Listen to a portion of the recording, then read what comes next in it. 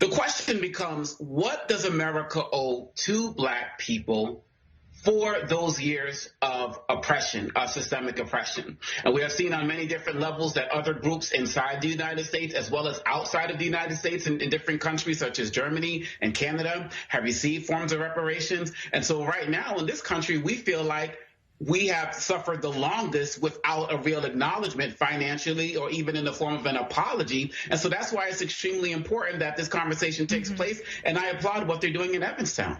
So how are we supposed to determine who's eligible for reparations? If it's based on slavery, are people expected to provide records? And where do Black residents without the legacy of slavery fit into this? Well, I think that's a great question. And one of the challenges we're having right now in America is that everybody is looking at reparations as some form of check.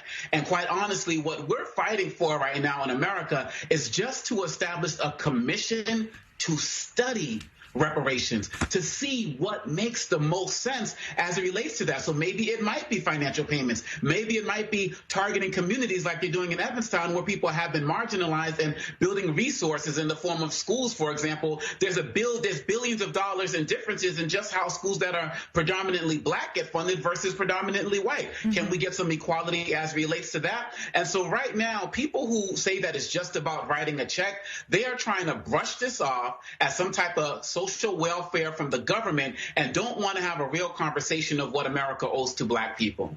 Well, what is the consensus in the United States on reparations? Are people generally on board with this?